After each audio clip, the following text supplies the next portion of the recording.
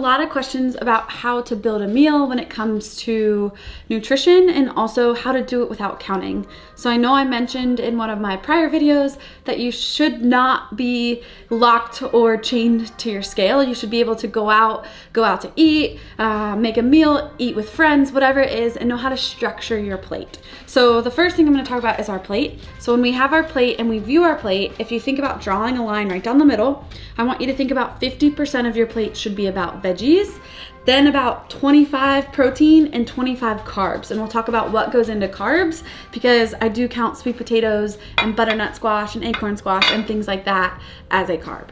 I think it's super important to build your meals around the veggies first. I even do this as an elite athlete or for performance. I feel better when my body's getting enough veggies, enough antioxidants, good clean sources of food. So I know for a while I think a lot of people were like protein. Protein is definitely important, but we want to make sure that we're still getting our veggies into our meal. So I'm going to show you how I would build a meal and how that can kind of fit, or how I can use my palm to eyeball those macros. So tonight for my meal, I'm going to have a bed of spinach, so kind of like a spinach salad.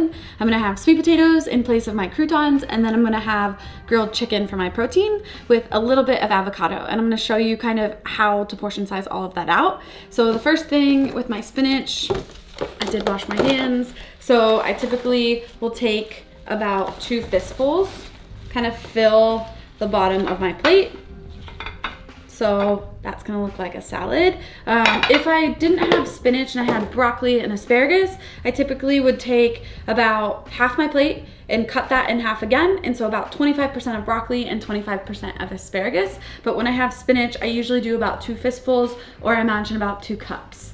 From there, I'm gonna take my protein. So today I have grilled chicken. I'm actually using Paleo Power Meals grilled chicken because it just arrived, which is perfect timing. And I like to think about 3 ounces in a meal. So I've weighed my food enough to know what 3 ounces looks like, but that's really about all that my body can handle and digest. That's about 18 to 20 grams of protein. And then you're gonna get protein from spinach. You're gonna get a little bit of protein from whatever other veggies may be in your meal as well. So you have to remember lots of things have protein in them. So I usually stick to about 3 ounces at a time because then I don't feel too bogged down. I feel like I could still go for a light walk after I eat my meal, and I only eat to about 80% full. If I put more protein on my plate, I'm probably gonna eat it, and then I'm probably gonna feel a little bit sluggish after. So for my protein, I can also use my palm as a guide. So kind of when I look at this, if I would cut that up, it would be about the size of my palm. So I'm sure some of you were looking at that chicken tender like, how is that a palm size? So I went ahead and cut it up to show you guys. Again, remember my hands are clean. So when I cut it up, 1 chicken tender, and I lay it on my hand, it fits almost perfectly right on my palm. So that's gonna be about 3 ounces of protein if I would weigh it on a scale. So I'm just gonna add that to my salad. You can dice it up more if you choose.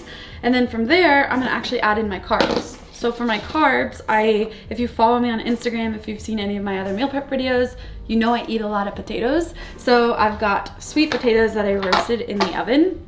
And for the sweet potatoes, I typically do about 2 or 3 cupped handfuls is kind of my ballpark. Or I just kind of imagine my plate, if my spinach was on 50% and I cut the other part, about 25% of carbs. So let me grab a fork and put a little bit of these on here. And I'm kind of using these as my croutons.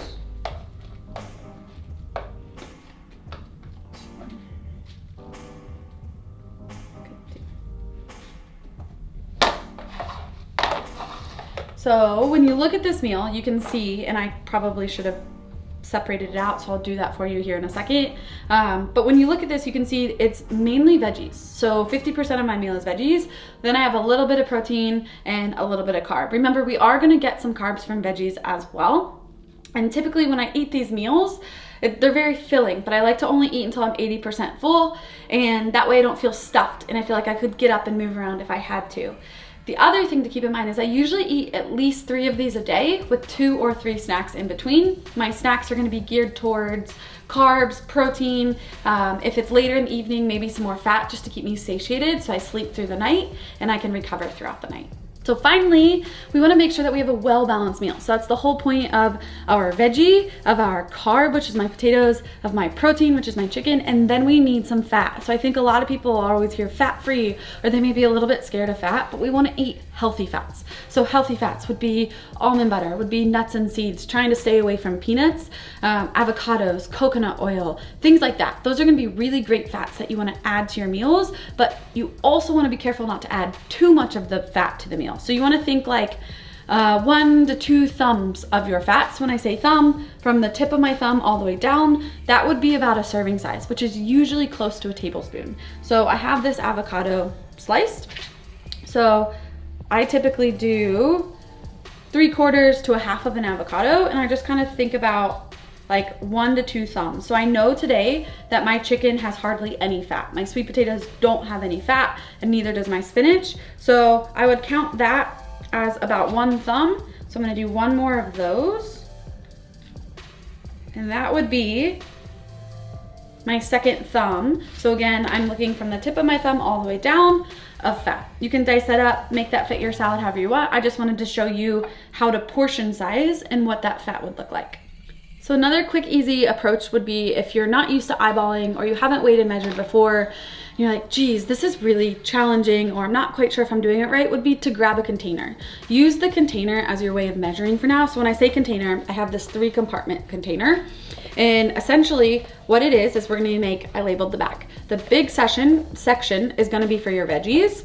The small section, or one of them, is gonna be your carbs. Carbs, we are gonna classify your fruit as a carb just because of the way your body processes it and stores it, and then your protein, okay? So when I take that meal I just made, I just pulled it off my plate and separated it to show you guys kind of how this container can work, is I'm gonna take my spinach and I'm gonna put all of my spinach in this big compartment. The key here is gonna be, your goal should be that your veggies overflow this compartment, okay? We want more veggies. We want 50% of our meal to be veggies. From there, I'm gonna take my chicken and put it in the protein section.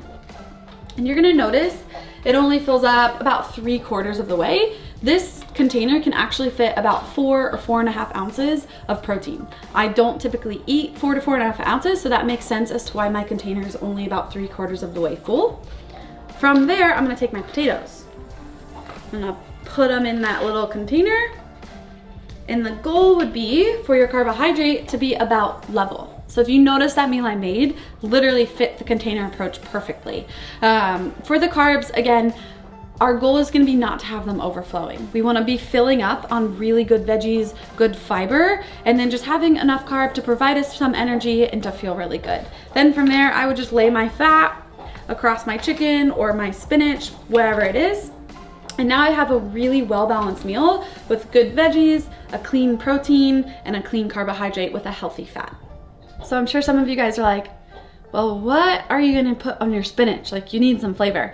So I think it's really important to check the labels. When I flip ketchup around, you're gonna see a ton of added sugar. And that's something that I've been working with a lot of people in my gym on, is to read the labels. Barbecue sauce, ketchup, we're doing a 30-day challenge where it's a no, just because of all of the added sugar. So when you pick up a salad dressing, this is actually one of my favorites.